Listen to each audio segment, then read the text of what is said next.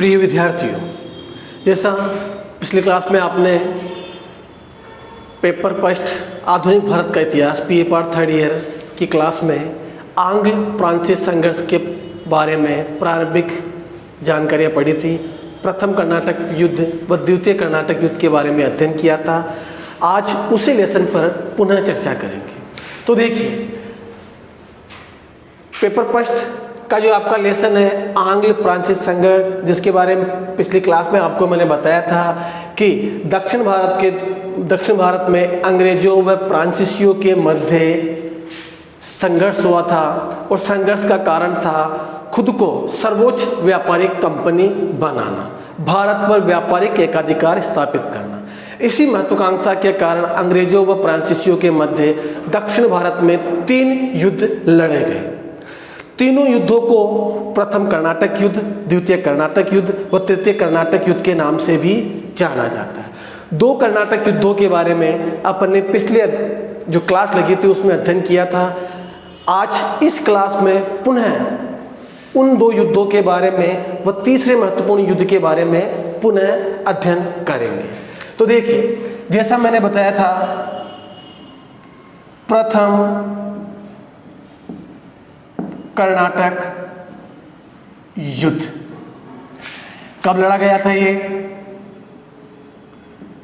1746 से 1748 ईस्वी में।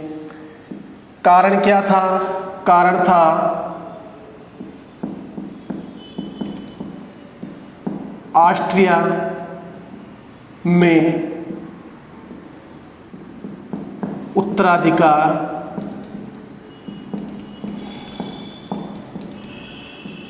संघर्ष के कारण।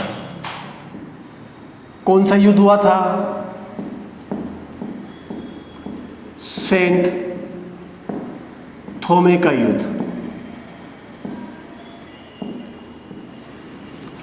कौन सी संधि हुई थी?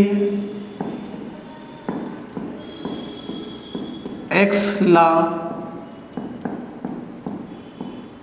सेपल संधि कब हुई थी? 1788 में।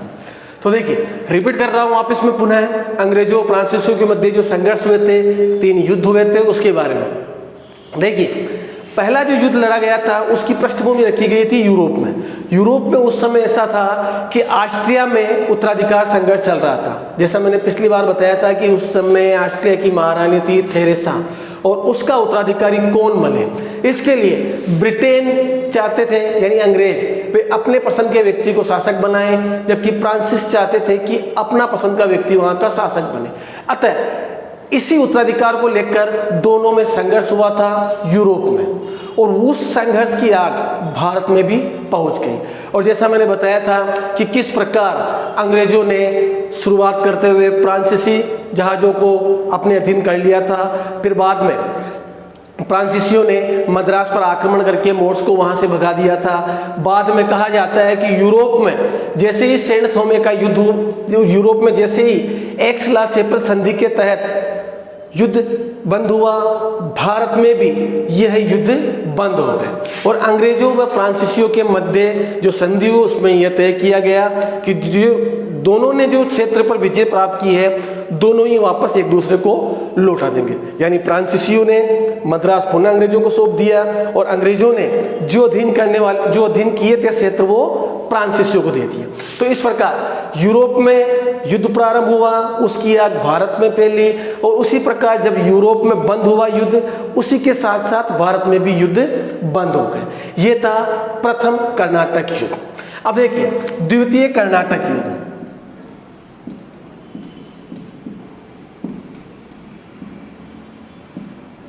द्वितीय कर्नाटक युद्ध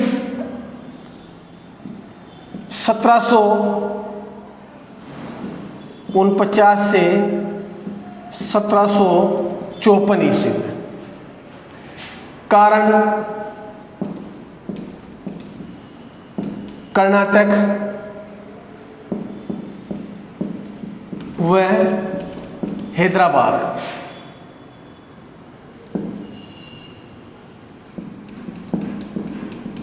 उत्तराधिकार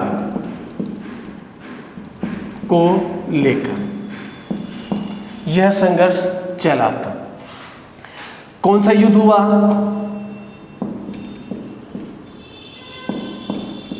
पांडिचेरी का युद्ध। कौन सी संधि हुई जिसके साथ यह युद्ध समाप्त हुआ था? सॉरी, अंबूर का युद्ध हुआ था यह।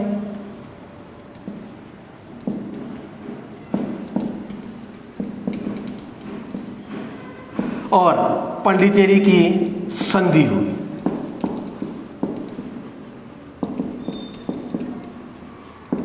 तो देखिए, पहला युद्ध हुआ यूरोप में समाप्त होने के साथ ही भारत में भी समाप्त हो गया। लेकिन पहले युद्ध में वर्चस्व किसका बढ़ा था? फ्रांसीसियों का। फ्रांसीसियों की स्थिति मजबूत थी। दूसरा कर्नाटक युद्ध हुआ। उसका कारण यह था कि कर्नाटक व हैदराबाद में उत्तराधिकार को लेकर दोनों के मध्य संघर्ष हुआ। इसके बारे में मैंने पहले बताया था। अनवरुद्दीन नासिर जंग, चंदा साहेब,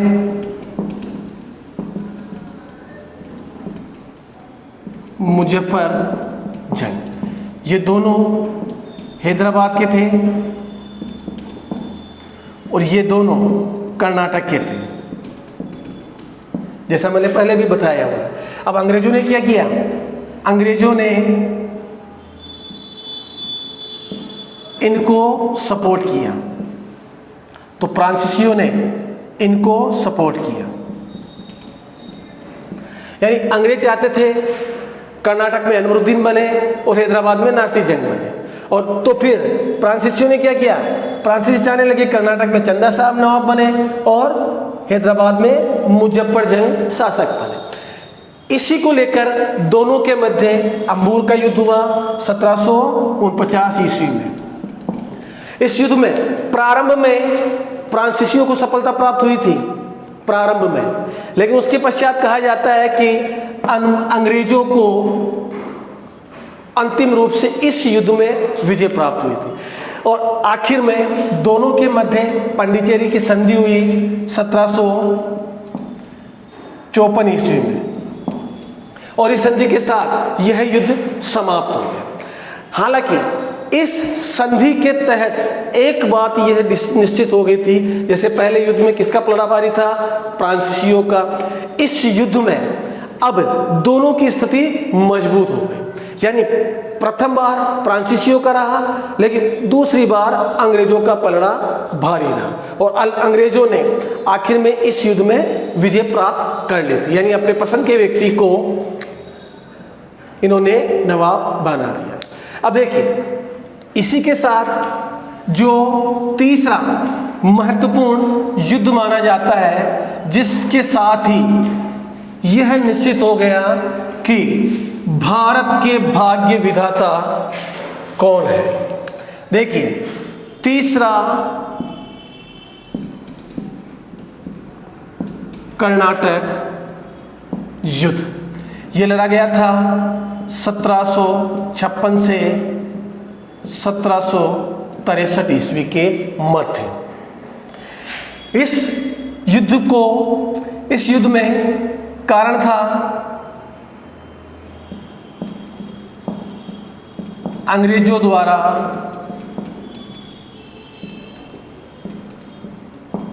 आक्रमण। युद्ध का नाम बताया जाता है वांडीवास का युद्ध,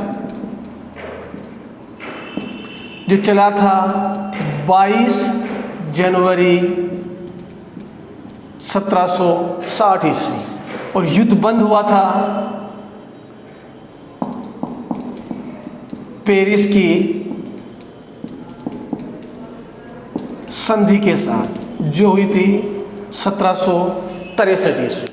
तो देखिए, इस प्रकार प्रथम दो युद्ध के बारे में आपने पहले अध्ययन कर लिया था। तीसरा युद्ध बताना चाहता हूं। तीसरा कर्नाटक युद्ध लड़ा गया था 1756 ईस्वी में, जो 1763 ईस्वी तक चला था, और यह युद्ध को नाम दिया गया वांडीवास का युद्ध।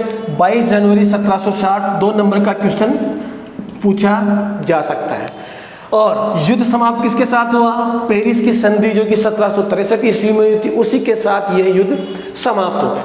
अब देखिए हुआ यह था कि अंग्रेजों ने क्या किया, अंग्रेजों ने, एक मिनट यहां बताना चाहता हूं, जो मैंने पहले बताया था क्लाइव व डुप्ले के मध्य।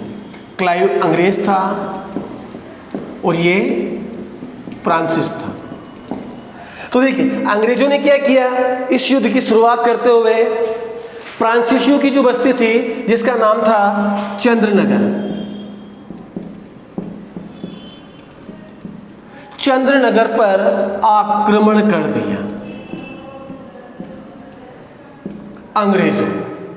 तो बदले में आक्रमण करके अधिकार कर लिया। तो फ्रांसीसियों ने भी क्या किया, फ्रांसीसियों ने भी अंग्रेजों के अधीन जो सेंट कोविड क्षेत्र था उस पर आक्रमण कर दिया। इसी के साथ युद्ध की शुरुआत हो। अब देखिए इस युद्ध में कहा जाता है कि प्रारंभ में दोनों का पलड़ा बराबर था, लेकिन कहा जाता है कि उस समय जो अंग्रेज अधिकारी था आयरकूट,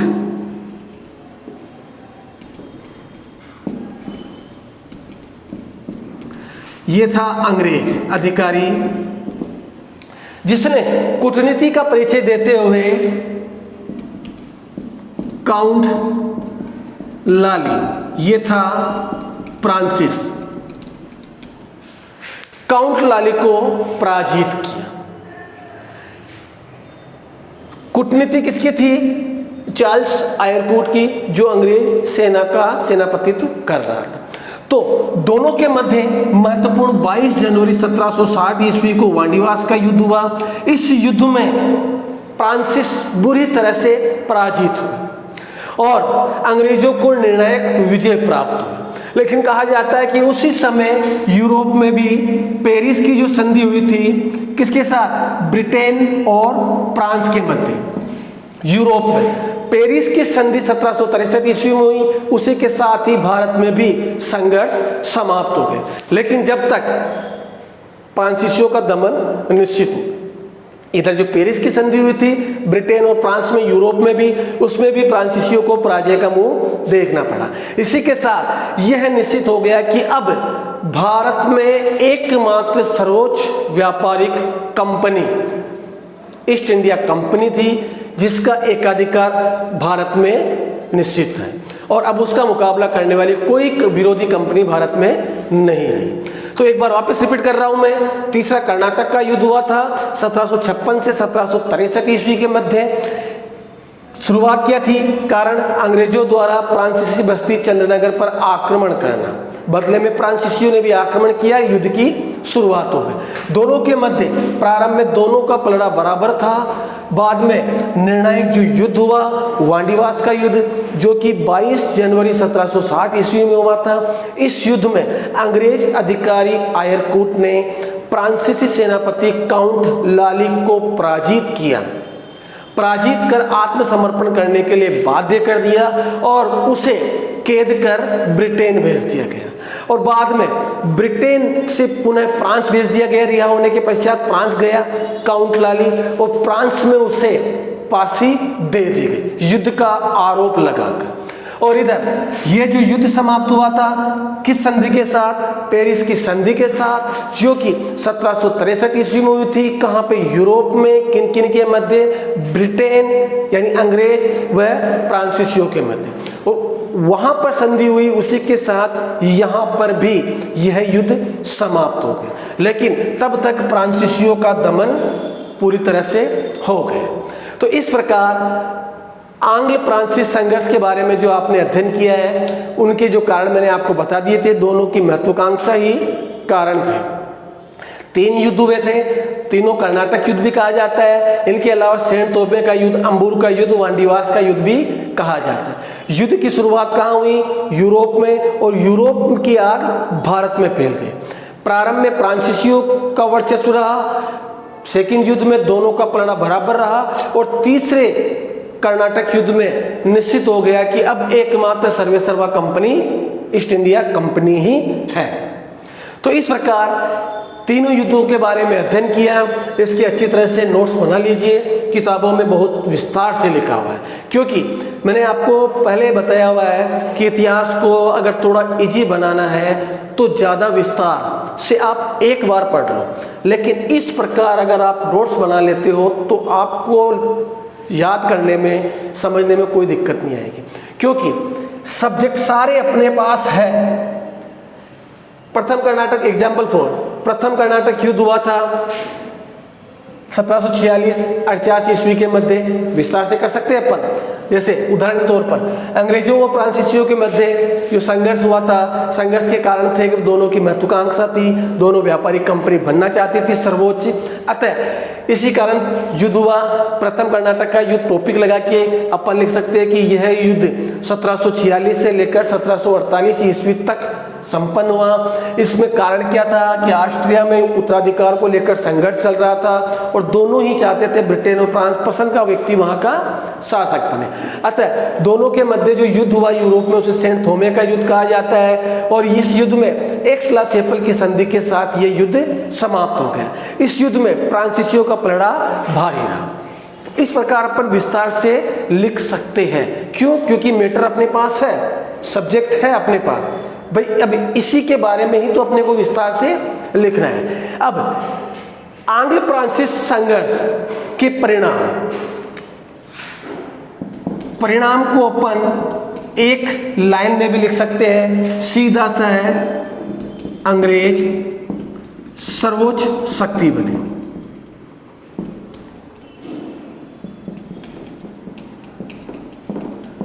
अंग्रेज सर्वोच्च शक्ति बने, ये इसका सबसे बड़ा परिणाम। और इसी में आ जाता है सारा सार। क्या हुआ?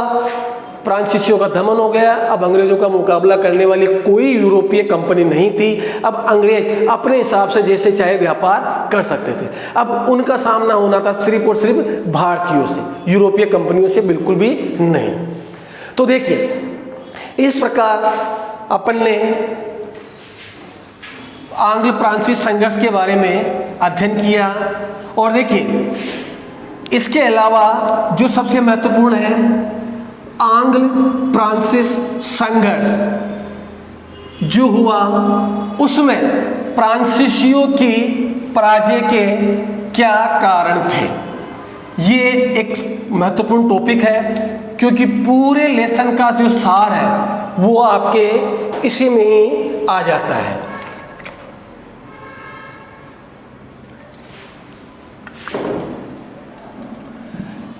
तो अपन का जो लास्ट टॉपिक है इस लेसन का वो है आंग्ल फ्रांसीस संघर्ष। इस आंग्ल फ्रांसीस संघर्ष में फ्रांसीसियों की पराजय के कारण। तो देखिए, फ्रांसीसियों की पराजय के कारण।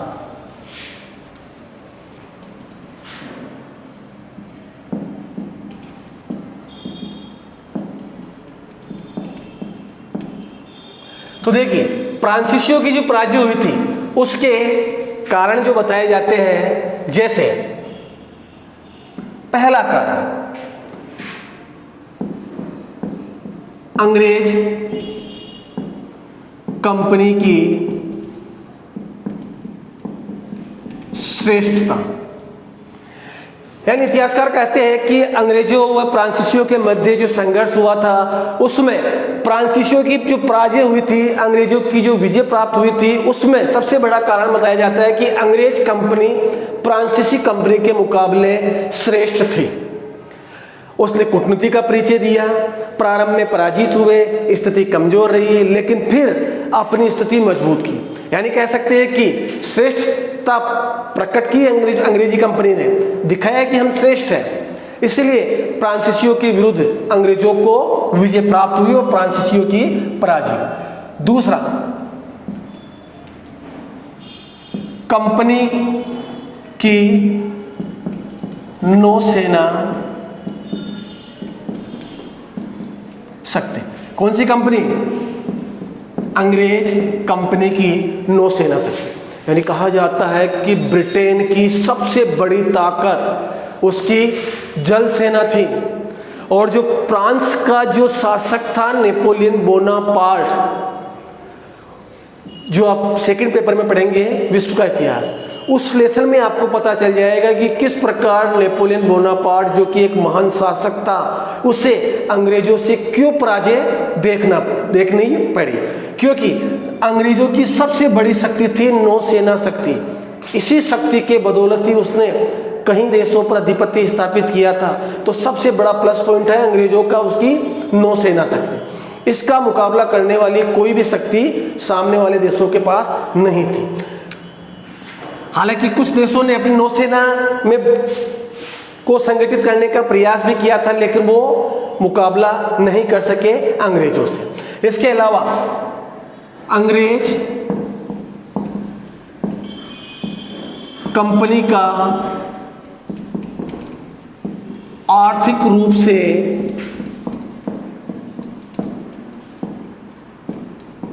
संपन्न होना।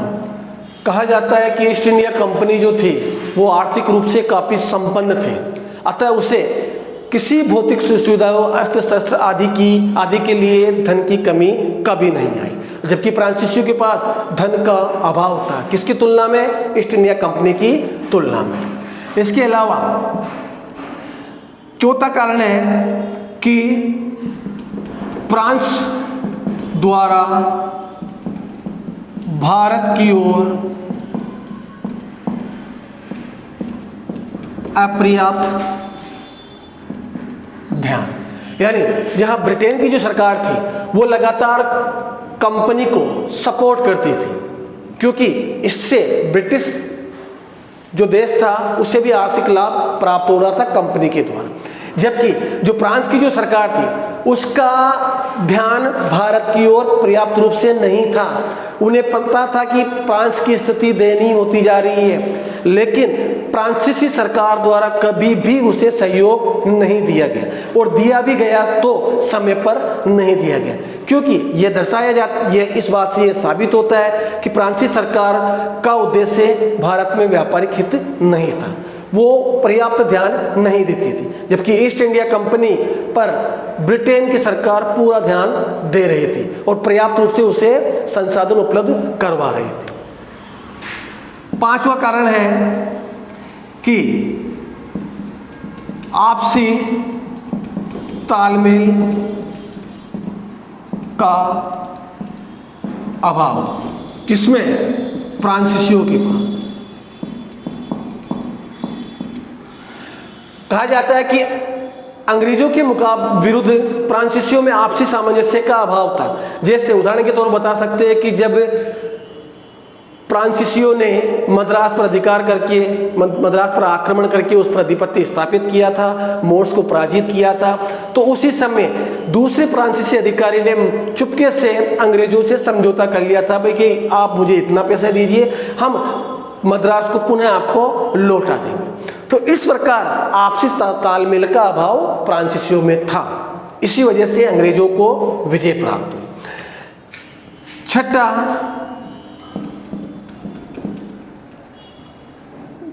पेरिस की संधि का प्रभाव। कहा जाता है, या इसे दूसरे शब्दों में कह सकते हैं सप्तवर्षीय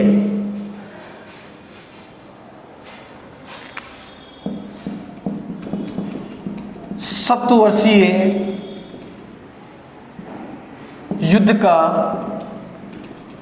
प्रभाव। आपको बताया था मैंने, आखिरी युद्ध कर्नाटक युद्ध लड़ा गया था 1756 ईस्वी से 1763 ईस्वी में। इस दौरान यूरोप में भी सप्तवर्षीय युद्ध प्रारंभ हो रहा था, युद्ध चल रहा था। तो उस युद्ध में, सप्तवर्षीय युद्ध यूरोप में चल रहा था, ब्रिटेन और फ्रांस के मध्य। उस युद्ध में ब्रिटेन का पलड़ा भारी था, और बाद में पेरिस की संधि हुई, उस समय भी ब्रिटेन विजयी रहा था। तो कहा जाता है कि यूरोप में जो ब्रिटेन की स्थिति मजबूत थी, उसी का प्रभाव ये था कि यहाँ पर भारत में अंग्रेज भी फ्रांसीसियों के विरुद्ध बड़े मनोबल से संघर्ष कर रहे थे। कॉन्फिडेंस था उनके पास, भाई वहाँ हमें विजय प्राप्त हो रही है तो यहाँ भी हमें विजय प्राप्त होगी। तो इस प्रकार कहा जाता है कि सप्तवर्षीय युद्ध के प्रभाव के कारण भी फ्रांसीसी पराजित हुए, अंग्रेजों को विजय प्राप्त हुई। तो इस प्रकार ये निम्न कारण थे जिसकी वजह से फ्रांसीसियों को पराजय का मुंह देखना पड़ा और फ्रांसीसी कंपनी का पूर्णतया खात्मा हो गया। 3 कर्नाटक युद्ध हुए। तीनों कर्नाटक युद्ध का परिणाम क्या रहा? अंग्रेज सर्वोच्च व्यापारिक कंपनी या सर्वोच्च शक्ति बनकर उभरे और इन युद्धों में फ्रांसीसी के पराजय निम्न प्रकार से हुई। तो इसी के साथ आपका ये तीसरा लेसन पेपर फर्स्ट आधुनिक भारत का इतिहास का तीसरा लेसन जिसका नाम है आंग्ल फ्रांसीस संघर्ष समाप्त होता है। इसके अच्छी तरीके से नोट्स बना लीजिए। Thank you.